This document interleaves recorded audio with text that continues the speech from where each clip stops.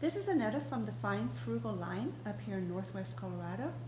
It's Friday and I have the day off from work. So I have invited a couple of friends over for lunch.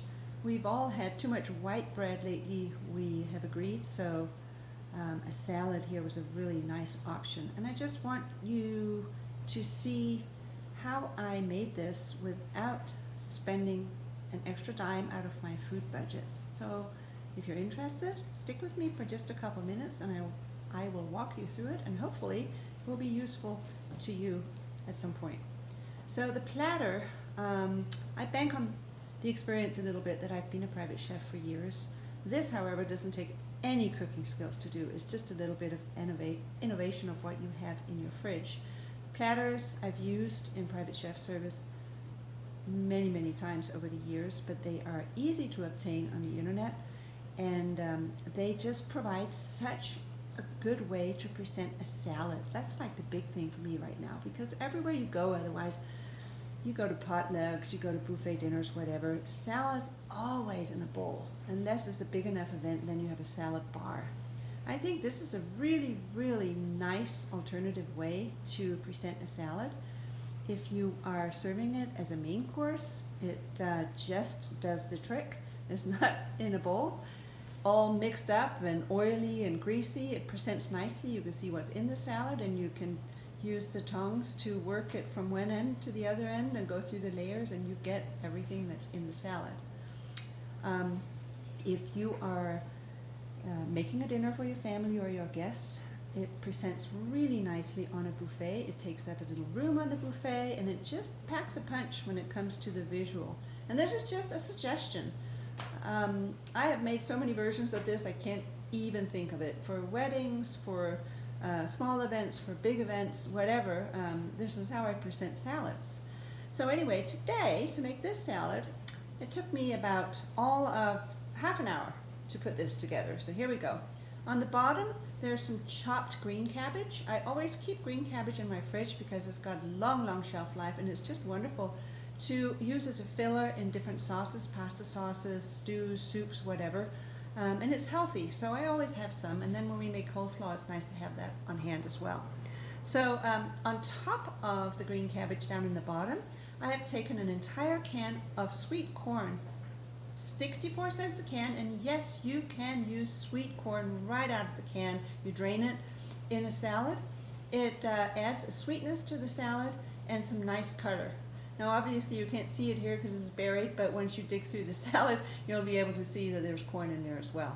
So, and also a very economical option to make a salad a little more interesting. So on top of the corn, there's half a head of romaine that I have left over from some guests the other night. It needs to be used, so I chopped that up.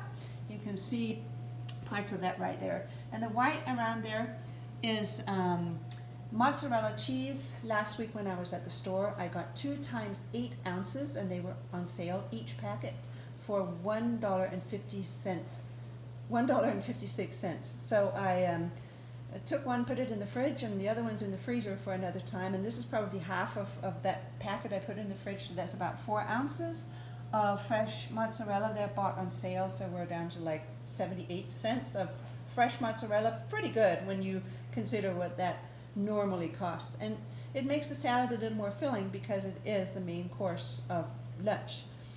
Just to spruce up the looks of it a little bit, I grated a couple of carrots and I just sprinkled those around the edges together with a quarter of a cucumber that I had left over. So I sliced these cucumbers pretty thin, but they just fill out the platter, and they're nice to look at for the salad. And then on top there, the purple, that is red cabbage that I chopped finely and put on there. And then I had some parsley that I chopped up, and then I put that all around there so it looks a little more colorful. I'll be serving it with a ginger sesame dressing that is homemade, easy to make. I had a spot of tahini left over from a different project, and I had a little nubbin of fresh ginger. So that works for today, but if you make a salad like this spontaneously, and seriously, you can put anything on there you want. You just use your imagination. This is a little bit of fun, creative work, and anyone can do it on any platter you have. But if you have, you know, a spot of ranch dressing left there, everybody has dressing bottles, or even Caesar and ranch, you can mix them together with a little oil and vinegar and shake them up. Put a little milk in there also if you need to. If you need to thin it a bit, shake it up, and serve that as your salad dressing. You do not need to go out and buy new bottles of salad dressing if you have extra in the fridge. Look at what you can combine, or how you can make it work to stretch it with a little oil and vinegar. So I'll be serving this with some little pork sausage balls that I made last week in connection with the chef project. Very simple, no processed ingredients. You can use anything or nothing, and then I think I might be serving a couple of warm tortillas on the side because that's what I have in my fridge. I'm going to brew a pot of coffee, lay out a nice table, and that's how I'm going to have lunch with my friends today. I hope you enjoyed this. Talk to you later.